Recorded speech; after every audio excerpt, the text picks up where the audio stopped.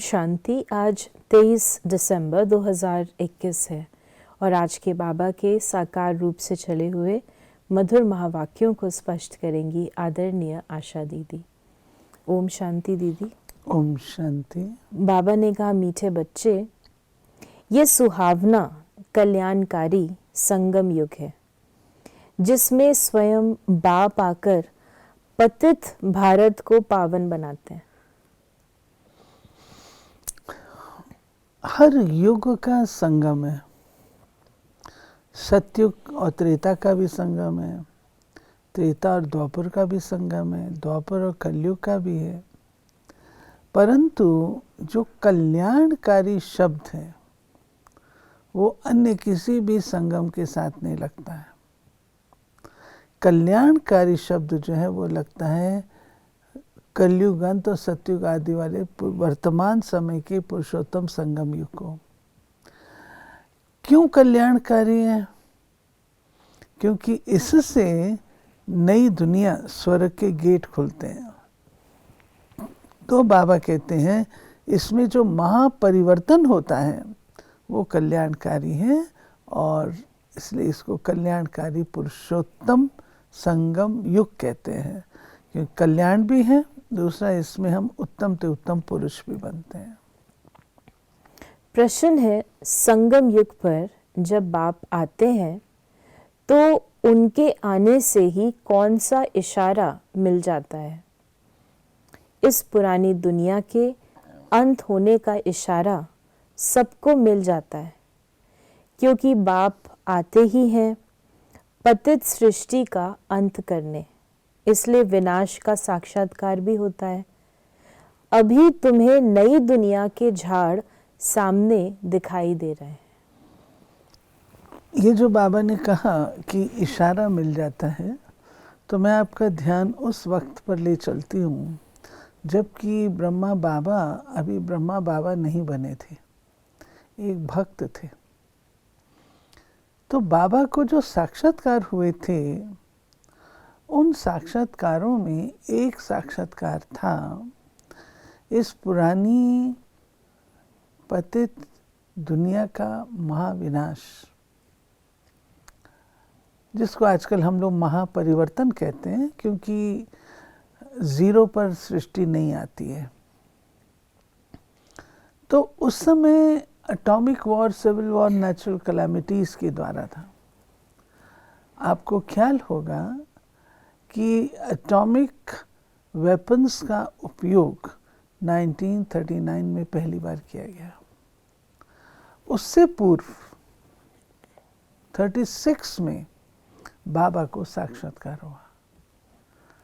उपयोग बाद में हुआ लेकिन 36 में ही बाबा को हुआ।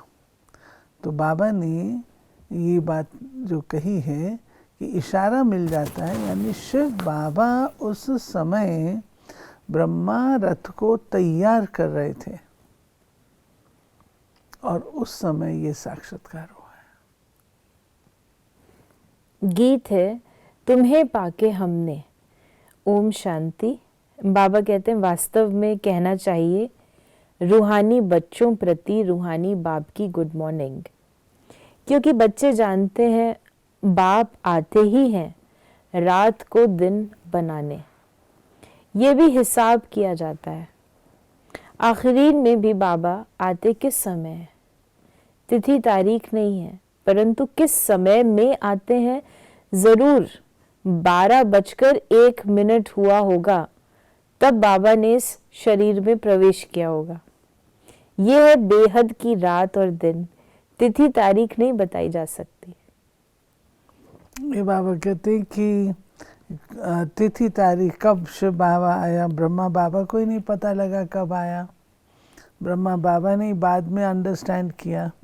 तो बाबा कहते हैं कि मैं आता हूँ जब दोनों युगों का अभी परिवर्तन काल चल, जैसे देखिए रात जाती है दिन आता है, वो काल कैसा होता है, उस काल में शिव बाबा का आना है।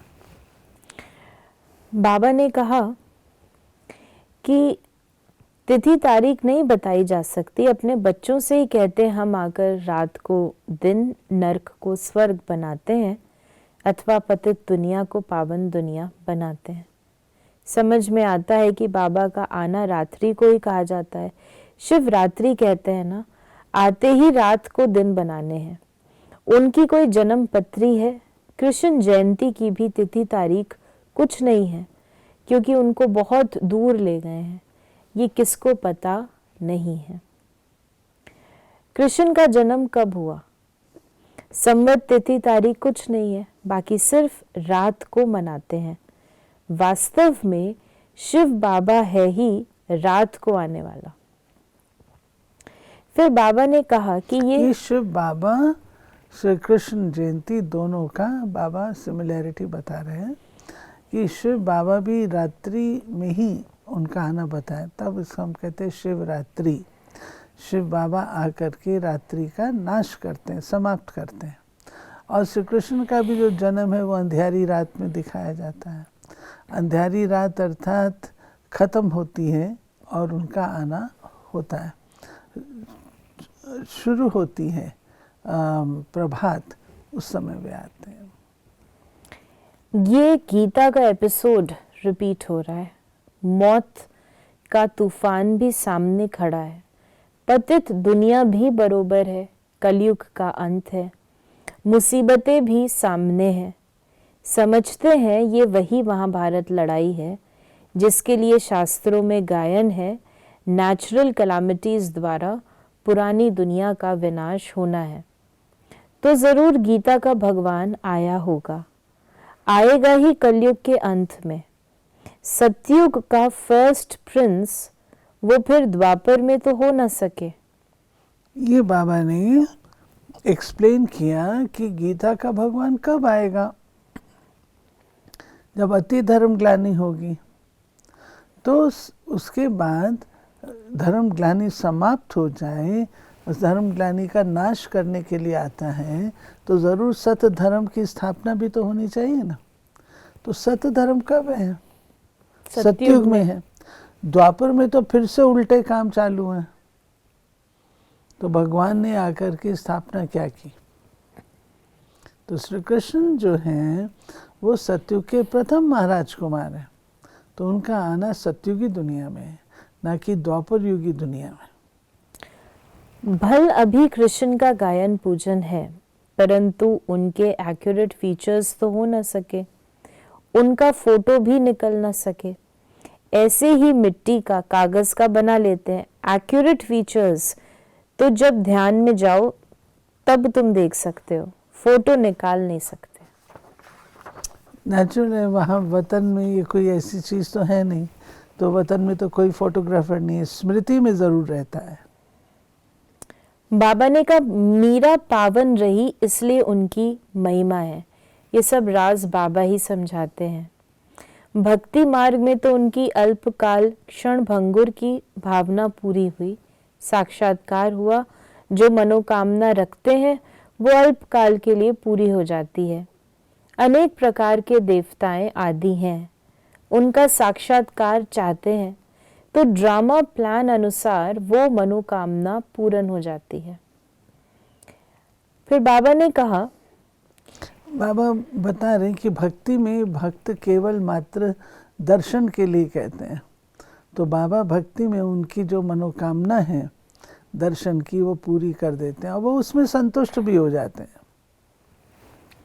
बाबा ने कहा विनाश का साक्षात्कार भी कराया है, अर्जुन के लिए भी दिखाया है ना कि साक्षात्कार हुआ।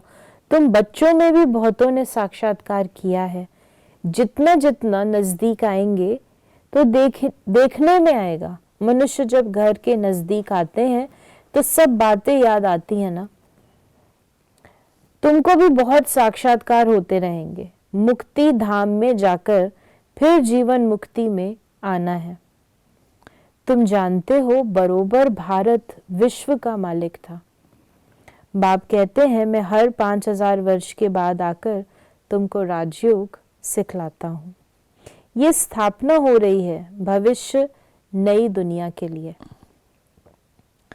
फिर बाबा ने कहा कि बाप कहते हैं अभी तुम्हारे 84 जन्म पूरे हुए, अब तुम पतित हो, एक भी पावन नहीं। सब भ्रष्टाचारी हैं, विकार से पैदा होते हैं।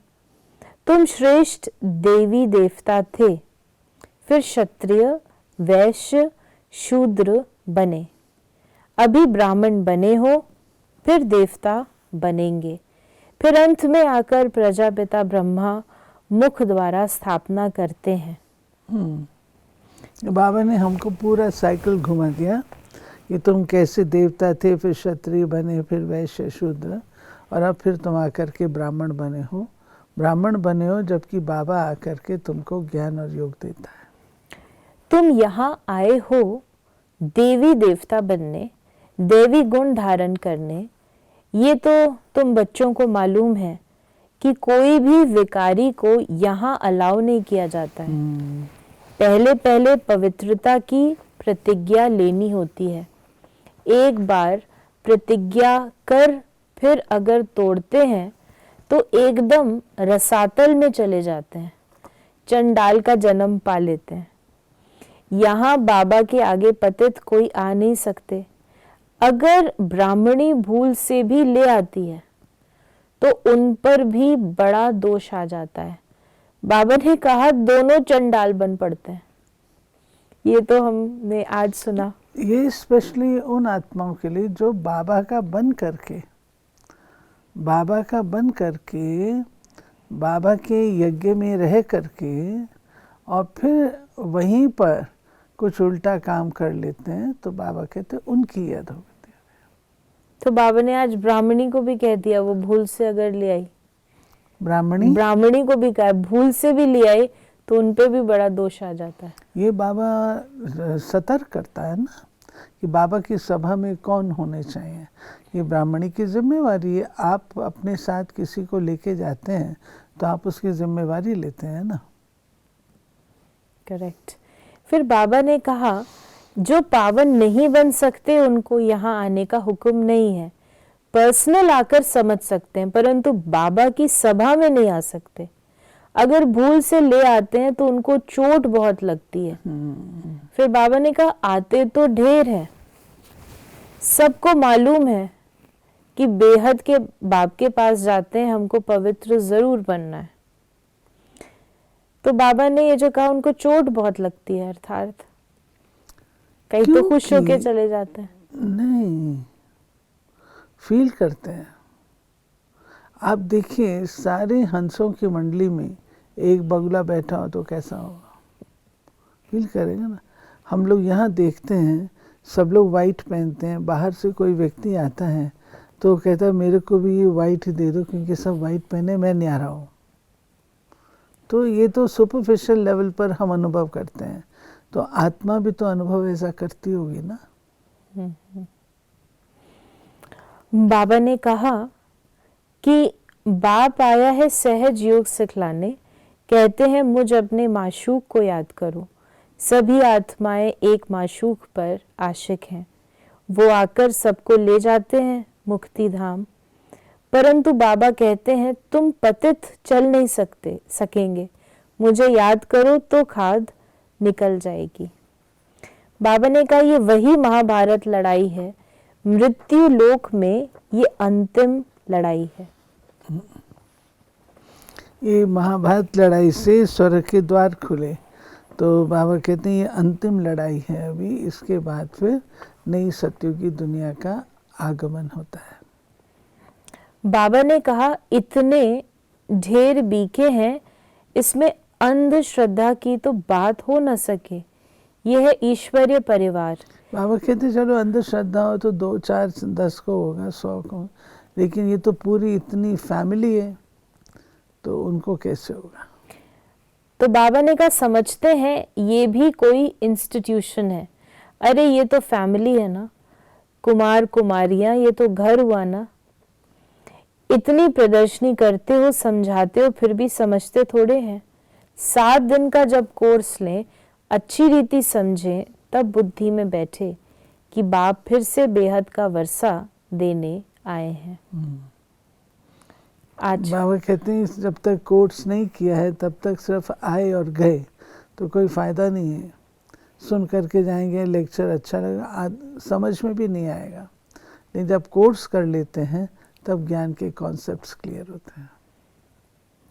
आज का वरदान है, मरजीवा स्थिति द्वारा हिम्मत और उल्लास की अविनाशी स्टैंप लगाने वाले प्राप्ति संपन्न भव।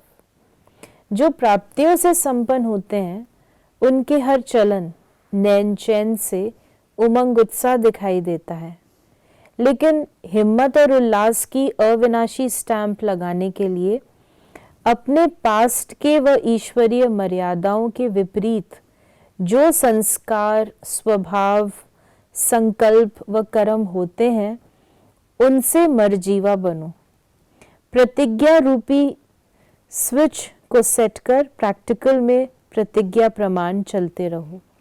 हिम्मत के साथ उल्लास हो तो प्राप्ति की झलक दूर से ही दिखाई देगी। प्राप्ति स्वरूप बने, और प्राप्ति स्वरूप बनने के लिए जो अपने हिम्मत, उमंग, उल्लास है उसको कदापि हमने छोड़ना नहीं है। स्लोगन है, मेले व झमेले में डबल लाइट रहने वाले ही धारणा मूर्त है। कुछ भी हो, चाहे मेला है चाहे झमेला है, दोनों में ही धारणा मूर्त रहो। मेले में इतने उससे आसक्त ना हो जाओ, झमेले से इतने विरक्त ना हो जाओ। तो ये थे बाबा के आज के महावाक्यों का स्पष्टीकरण। यदि आपके मन में कोई भी सवाल है तो आप मैसेज करें या व्हाट्सएप करें 8826599309 और हम आपके प्रश्नों का उत्तर प्रश्नोत्तरी कार्यक्रम में लेने का प्रयास अवश्य करेंगे। ओम शांति।